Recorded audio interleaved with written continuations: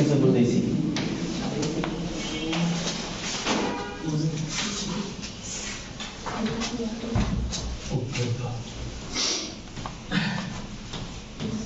একশো পার্সেন্ট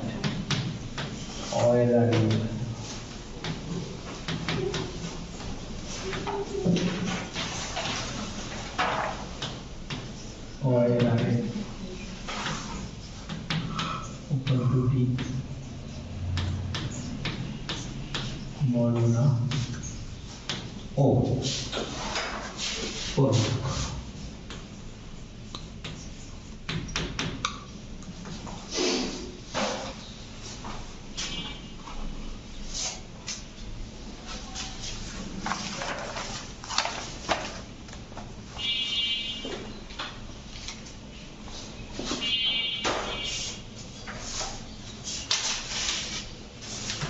সমাধান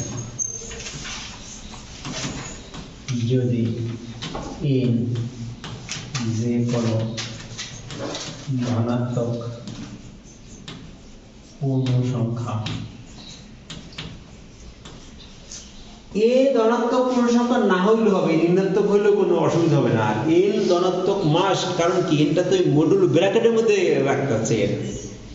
মনে আছে যেটা অনুসমতায় যেটা মডুল ওইটা সবসময় ধনাত্মক পূর্ণ সংখ্যা, আর বাকিটা যে কোনো পূর্ণ সংখ্যা। n এর উপরে এই কন্ডিশন মাস্ট, এর উপরে এই কন্ডিশন না থাকলেও অসুবিধা নেই।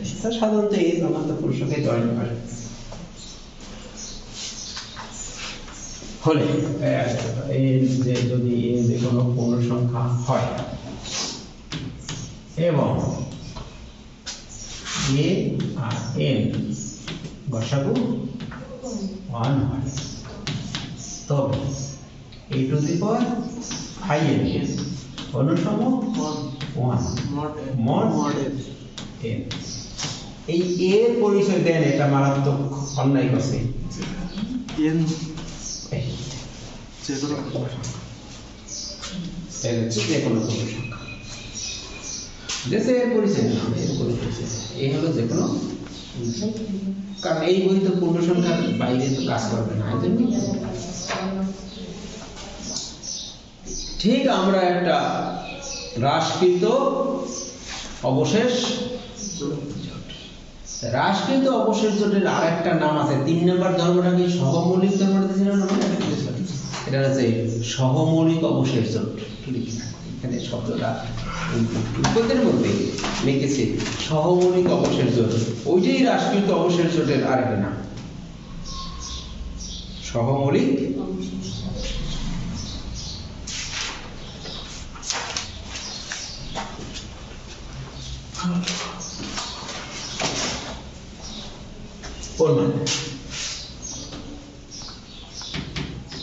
মনে করি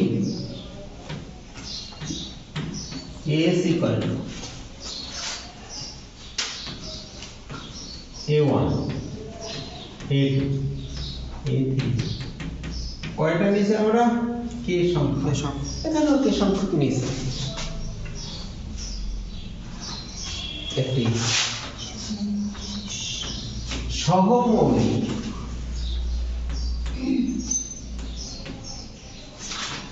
অবশেষ দল। দেখো আগে আমি বলছিলাম অবশেষ সেট মানে অবশেষ জোট, এখন বলছি অবশেষ দল। কারণটা কি? আগে তো আমরা তো এরকম সেকেন্ড ব্র্যাকেট দিছিলাম না, আর সেকেন্ড ব্র্যাকেট দিলে এটা সেট হয়, আর সেটের বাংলা দল।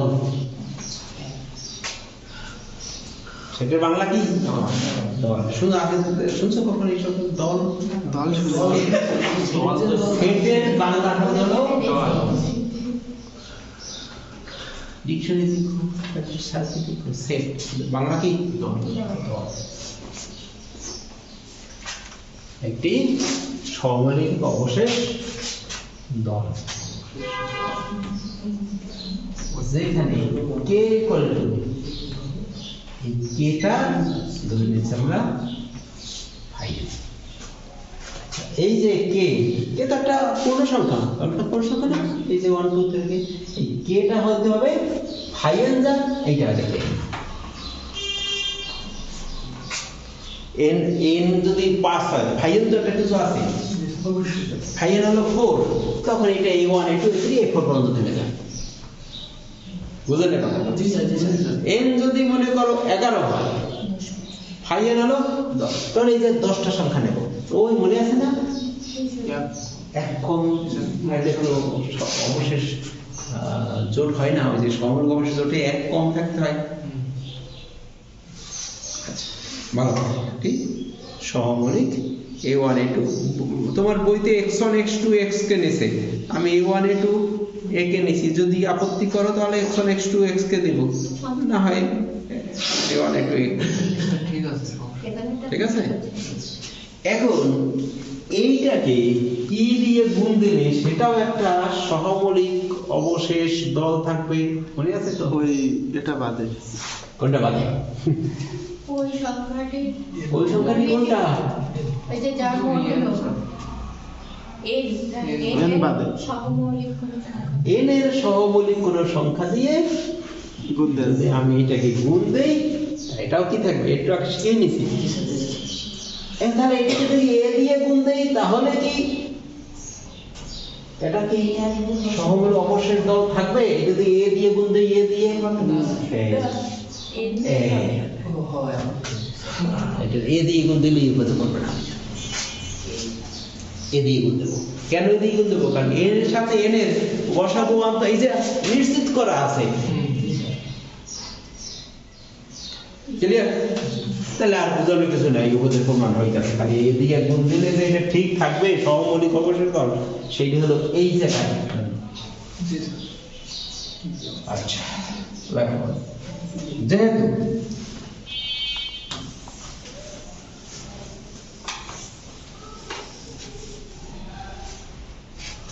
যেহেতু a আর n এর গসাগু, সুতরাং as a a1 a a2 a a3 a ak দলটিও দুল হয়ে গেছে, দলটিও সহমৌলিক অবশেষ দল হবে। দেখো এই আজকে সব আলোচনার উপসংহার হলো এই কথা, সহমৌলিক সংখ্যা দিয়ে গুণ দিছি। তাহলে এস এর ভিতরে যারা আছে এই এর গুণফল, আর এইটার ভিতরে যারা আছে এর গুণফল, সবগুলো গুণ করবো, এই সবগুলো গুণ করবো। এই গুণফল দুটো অনুসম হবে মডুলো। আমি যদি দেখি একদম ছোট সংখ্যা দিয়ে দেখ, মনে করো s equal to 1 2 3 4, তাহলে এটা মডুলো 5 এর সাপেক্ষে সহমৌলিক অবশ্যই যাবে, তাই না? আচ্ছা 5 এর সাথে সহমৌলিক সংখ্যা যে 2, এটা 2 দিয়ে গুণ দেই, 2s কত? 2 4 6 8, এইগুলো গুণফল আর এইগুলোর গুণ আর এই 5 এর সাথে অনুসম হবে মডুল 5। এই কথাই এখন বলে শেষ করব। দেখি তো গুণফল, উপরে একটা গুণফল কত হয়?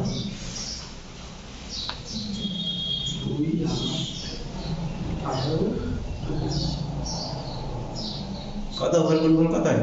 24। নিচের গুণফল কত হয়?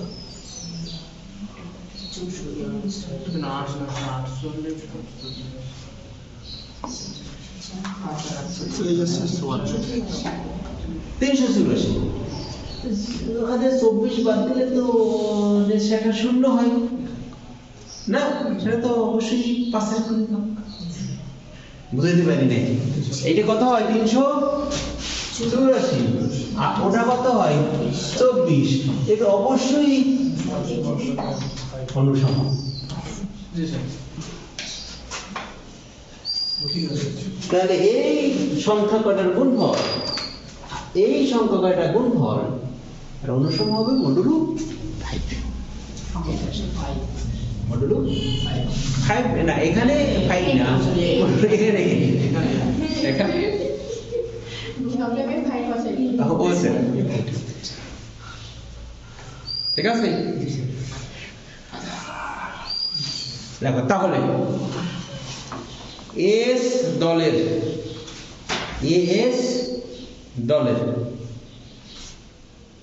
উপাদান সমূহের গুণফল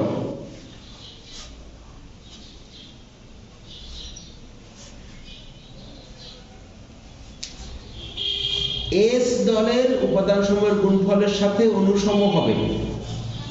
এস দলের উপাদান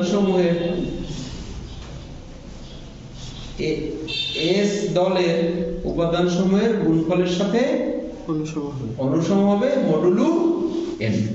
দেখো এখন যা বলছি আর বুঝো কিনা কথাটা, যে এই সেটের উপাদান সমূহের গুণফল আর এইটা কি হবে, অনুসম হবে মডুলো n। এই যে গাণিতিক আগে লিখি আমরা, দেখো therefore a1 a2 a3 a8 এইভাবে না সম্পূর্ণ গুণফল দুটো ব্র্যাকেট দিয়ে দিলাম। আর এস সেটের কি হবে, a1 a2 a3 a8 মোট। এই কথাটাই যা বলেছি মানে ল্যাঙ্গুয়েজে, সেটা গাণিতিক রূপটা।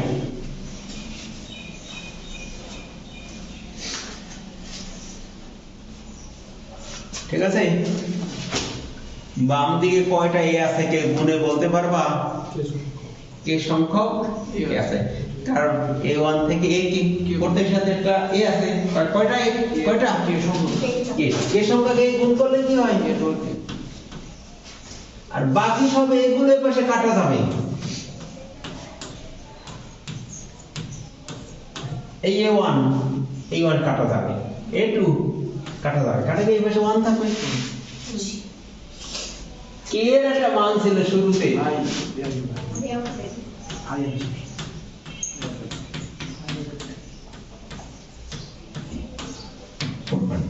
হয়তো বেশি বড় না, কঠিনও না, খালি বোঝা যাবে। আর এই বোঝার জন্য 20-25 মিনিট কথা বলা হয়েছে, খালি বোঝা যাবে না, নাহলে এত সময় লাগতো না, 5 মিনিটই পূরণ করে দিতে পারতাম। শুরু করতাম এটা দিয়ে। এটা হচ্ছে আমাদের বেসটি, বাকি এটার উপরে ফার্মা, আবার ফার্মা দিয়ে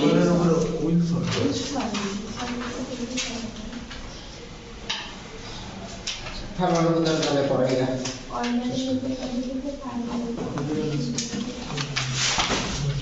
কি বলছিলাম, যদি m মৌলিক সংখ্যা হয় তখনই এই অয়েলের শব্দ ফার্মা মধ্যে, তখন ফাই অফ m কি আসবে, পর কি ফাই অফ m মান কত হবে, m মাইনাস মানে ফাই নেই। আচ্ছা তাহলে কত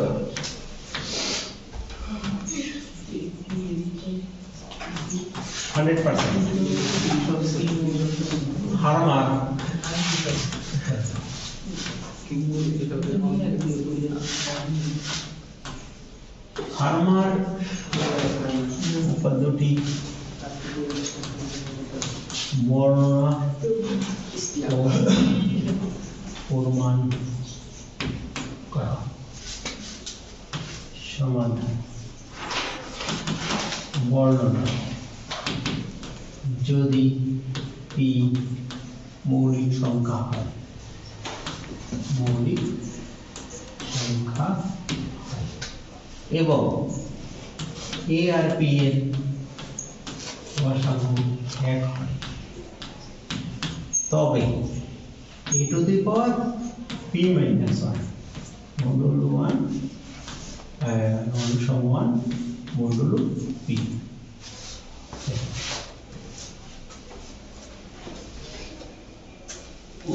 পাওয়ারটা পি মাইনাস 1 আসছে কেন? মৌলিক সংখ্যা 5 হলো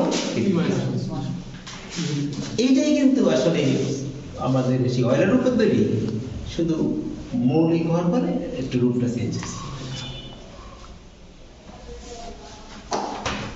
এখন এইটাকে আরেকভাবে লেখছে এবং আর নইলে একবার এইটা একটু ডাইনে লিখে রাখো, বোঝার সুবিধা। এইটার অর্থ কি? এইটাকে যদি আমি বিবেচ্যতায় নিয়ে যাই, এই দুইটার বিয়োগফল পি দ্বারা বিবেচ্য, বিয়োগফল পি দ্বারা বিবেচ্য। এর অর্থ হলো পি দ্বারা বিবেচ্য এ টু দি পাওয়ার।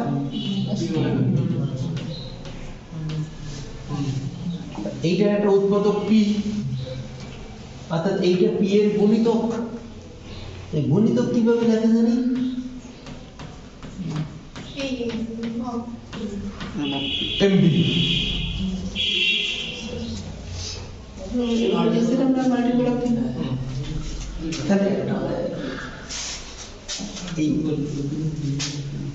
এইটা হলো ফার্মার উপর, এই ফার্মার মধ্যে আরেকটা রূপ এভাবে বইতে লেখা আছে, দেখো স্যারের প্রথমে লেখা আছে। তোমার এইটা পড়াইতেছি, তার পড়াতে আছে এইটা, তার স্যার এই প্রশ্নটা কোন জায়গা থেকে আসছে তো বুঝতে পারিনি স্যার। তাহলে এই যে অনুসমতাকে ওই ইকুয়ালেন্টে এইভাবে হয়।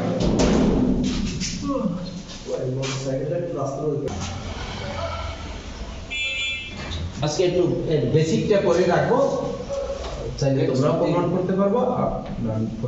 বেসিক বিষয় অন্য জায়গায় খাতায় লেখো। a প্লাস b এর whole square equal to a square plus 2ab plus b square. a plus b এর কিউব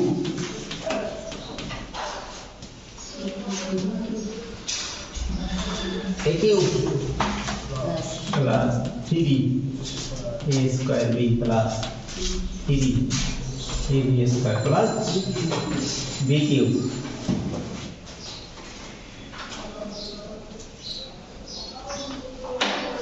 ঠিক আছে? a plus b to the power 4 তো বলতে পারবা এটা A4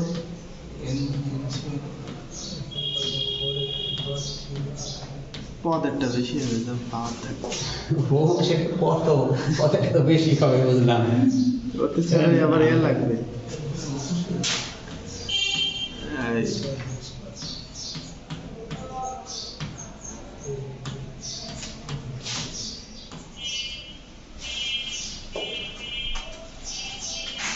সেটা কি হয়, এটা NC1 NC2 NC3 দিয়ে বের করে নিতে পারবা। 4C1 4C2 4C3। 4C2 এর মান হলো 6, 4C1 এর মান 4, আর 4C3 এর মান 4। সিস্টেম আছে, ঠিক আছে?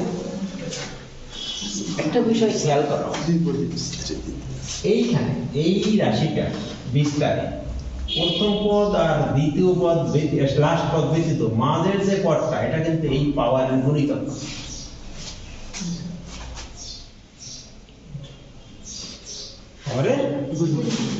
আমরা এইটাকে এইভাবে বলতে পারি a square plus b square plus multiple of 2 বাকি পদ, মানে 2 এর গুণিতক।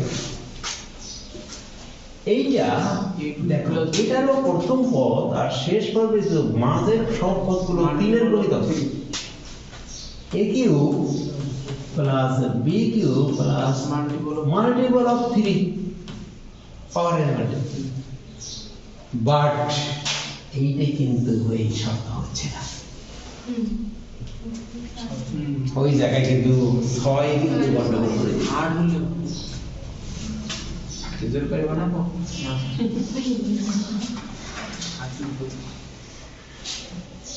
তাহলে 2 এ হয়েছে, 3 এ হয়েছে, কিন্তু মৌলিক সংখ্যাগুলো তো হয়েছে 5 এ হবে, 6 হবে না, 7 এ হবে, 8 এ হবে না। এই কথাটুকুই হলো এই উপদের প্রমাণের মূল কথা। এইটুকু বুঝলে অন্য কিছুই না, মূল কথা এইটুকু। এই সূত্রের দিকে তাহলে আমরা এখান থেকে কি বলতে পারি? যদি এই পাওয়ারটা মৌলিক সংখ্যা হয় তাহলে এই যে এর বিস্তার প্রথম পদ এবং শেষ পদ ব্যতীত বাকি পদগুলো পাওয়ারের অধিকার। আমরা কিন্তু ফার্মানোর পদে কিন্তু মৌলিক সংখ্যা পি নিয়ে কাজ করতেছি। তাহলে যদি আমি এই কথা লিখি a1 প্লাস a2 পাওয়ার p যদি দেই তাহলে এইটা a1p যোগ a2p বাকিটা মাল্টিপল অফ p। এই বই এই উপদেশ দিতে শুরু করছে, এটা বুঝলে আর কিছু তোমার মনে রাখা লাগবে না, এইটুকু দিয়ে বাবলাটা মনে রাখতে কথা। যদি p একটা মৌলিক সংখ্যা হয় তাহলে এখানে প্রথম পদ আর শেষ পদ ব্যতীত বাকি সবগুলো পদ পাওয়ারের ঠিক আছে। এই কথা হইল আমাদের আলোচনা গেলাম। যদি নিজেরা একটু যদি নিজেরা পরে প্রমাণ করে নিও যদি আর স্যার দেখছেন আর নিজেরা না পারলে আমি পরে